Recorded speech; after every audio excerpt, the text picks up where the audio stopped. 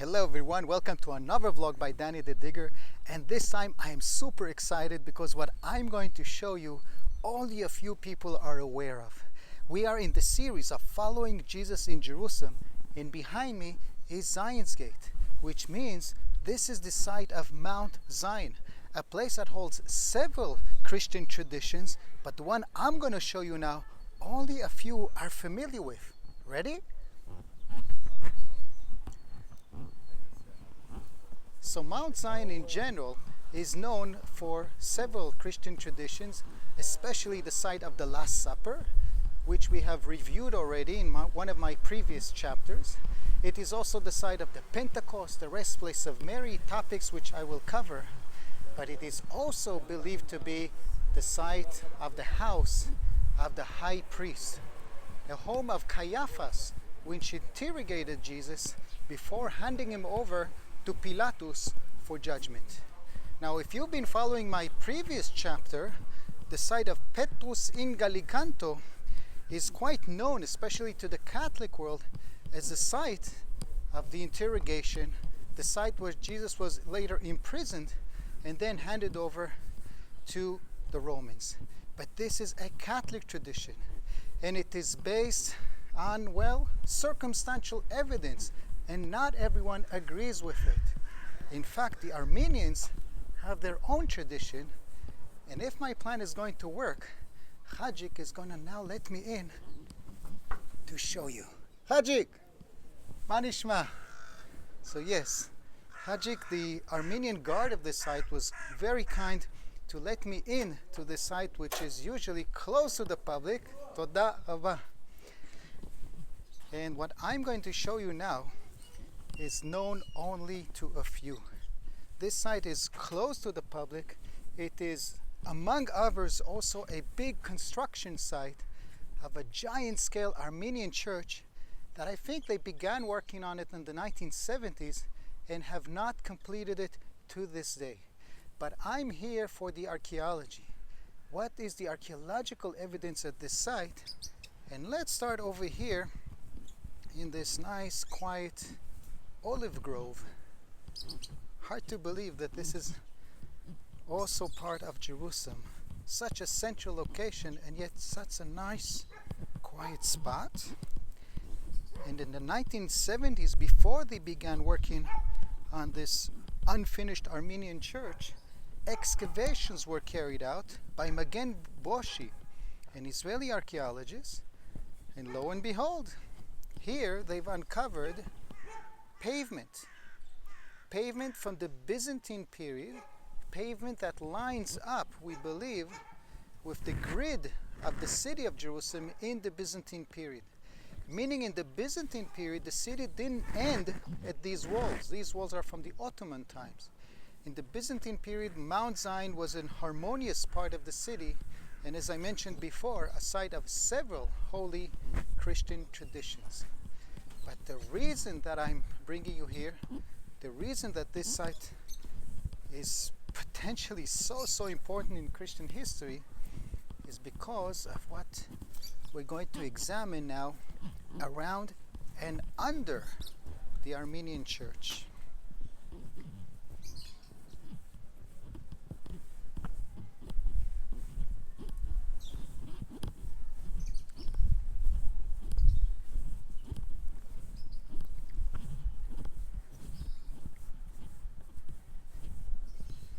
First of all, this site is also a burial ground for many Armenian members, and actually you can see there in the walls of what's going to be a bell tower some Armenian writings on slabs. These are tombstones of tombs that were cleared for this Armenian church, and now they are used as kind of a secondary use to remind that there were tombs here.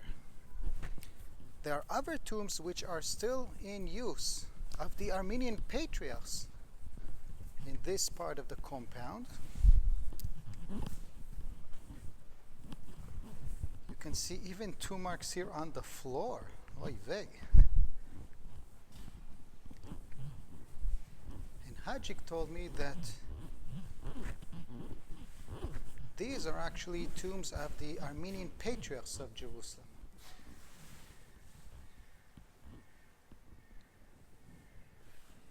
I do not read Armenian, so I can only mention the years, showing burials mostly of the 19th and early 20th century, which makes it rather recent in Jerusalem scale. But here you have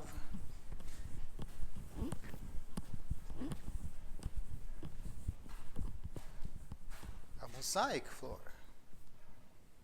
This is getting to be more interesting. And this mosaic floor is dated to the Byzantine period, suggesting there was some church here in Byzantine times. The existence of churches on Mount Zion in Byzantine times is not surprising.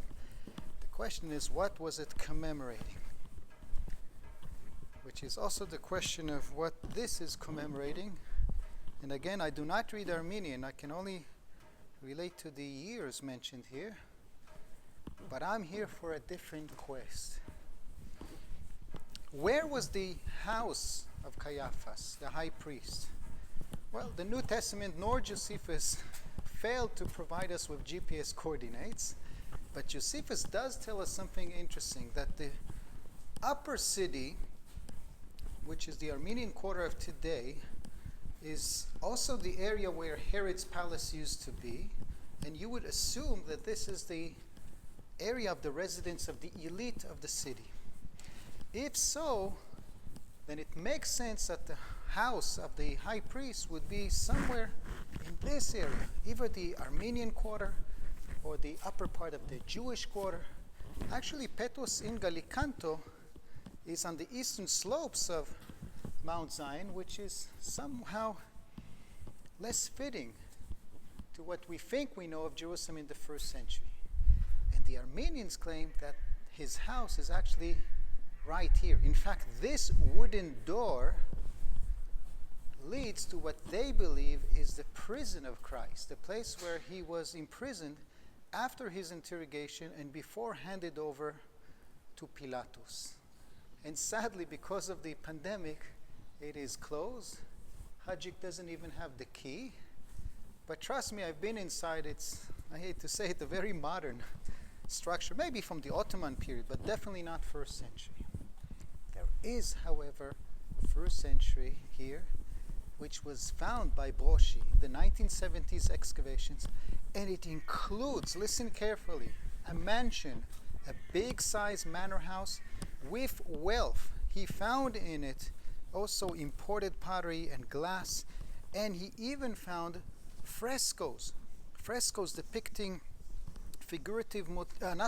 non-figurative motifs that seems to indicate wealth and Jewishness.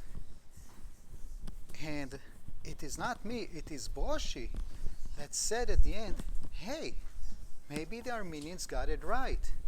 Maybe the home of the high priest is actually here. And when I say here, I'm referring to the subterranean section beneath the giant Armenian church. And yes, the sound you're hearing is the sound of bats. The Armenians have a plan that they began to execute in the 1970s to make here a giant church whose glass floor will enable to show these ruins, as they claim this is the real home of Caiaphas. So this is where Jesus was interrogated by the high priest and the Sanhedrin. And yet, as of 2022, it is still incomplete. The only ones that can see it, that reside here, are bats, which spook me out. But maybe, hopefully, one day, this project will be complete and open to the public. Because as an archaeologist, I have to say, this is a good candidate. And if Josephus doesn't give us the exact location, the Byzantine period travelers do tell us of its location on Mount Zion. In fact, one source tells us it is 50 steps from the Hagia Tzion Church. Hagia Tzion Church, its remains are today next to the site of the Last Supper.